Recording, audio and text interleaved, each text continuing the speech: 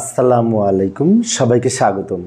ICT বিষয়ের যে 32 সংখ্যাটি হেক্সাডেসিমাল সংখ্যা, এটা দুইয়ের পরিপূরক মান কিভাবে গঠন করা যায়, অনেক সহজ দুইয়ের পরিপূরক মান। তো প্রথমে আমরা 32-এর বাইনারি মান এখানে লিখব 8 বিট রেজিস্টারে সাজিয়ে, এবং 32-এর বাইনারি মান আমরা ইচ্ছে করলে ক্যালকুলেটারে বের করতে পারি, অথবা আমরা এই প্রতিটি 4 বিট করে বাইনারি মান লিখতে পারি। যেমন 2-এর 4 বিট বাইনারি মান এই সংখ্যাটি 01, এটা হচ্ছে 2-এর 10, 2-এর বাইনারি মান। বাম দিকে আরও দুইটা শূন্য নিয়ে আমরা 4 বিট তৈরি করে নিলাম। এবার 3-এর বাইনারি মান কত? 3-এর বাইনারি মান তো 11, তো 11 বাম পাশে আরও দুইটা শূন্য নিয়ে আমরা 4 বিট করে মান বসিয়ে নিলাম, কারণ আমরা জানি হেক্সাডেসিমাল হচ্ছে 4 বিটের কোড।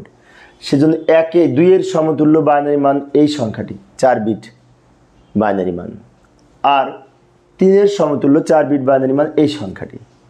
এবার এই যে প্রকৃত মান পেলাম 8 বিট রেজিস্টারে সাজিয়ে লিখে, এখান থেকে 1-এর পরিপূরক মান গঠন করব। 1-এর পরিপূরক মান হচ্ছে এই সংখ্যাটিকে উল্টিয়ে লিখব।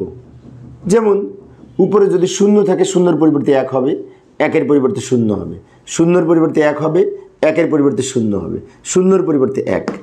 অর্থাৎ উপরে 0 থাকলে নিচে 1 লিখব, উপরে 1 থাকলে নিচে 0 লিখব।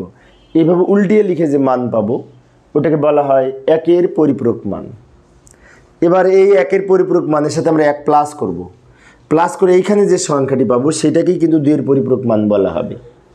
তো যোগ করি, এই যোগ কিন্তু বাইনারি যোগ, আর আমরা জানি বাইনারিতে 1 আর 1 দুইটা 1 যোগ করে কিন্তু 10 হয়, কারণ এই যে দুইটা 1 যোগ করে 2 হয়, 2-এর বাইনারি 10, সেজন্য আমরা বলে থাকি 1 আর 1 যোগ করে 10 বলে থাকি। তো লক্ষ্য করি এখানে 1 আর 1 যোগ করে 10-এর 0 বাইনারিতে, হাতে থাকে 1, হাতের 1 এই 0-এর সাথে যোগ করে 1 এখানে লিখব, এই 1 এখানে নামিয়ে দিব, এই 0গুলো সব নিচে নামিয়ে দিব, এই 1গুলো নামিয়ে দিব। এবার এই যে সংখ্যাটি পেলাম এটা হচ্ছে 2-এর পরিপূরক মান, এবং 2-এর পরিপূরক করে আমরা যে মান পেলাম সেটা -32-এর মান হবে। কারণ এই যে 8 বিট রেজিস্টারে আমরা যে সাজিয়ে লিখেছি, এই 8 বিট রেজিস্টারের বাম দিকের প্রথম বিটকে চিহ্ন বিট বলে।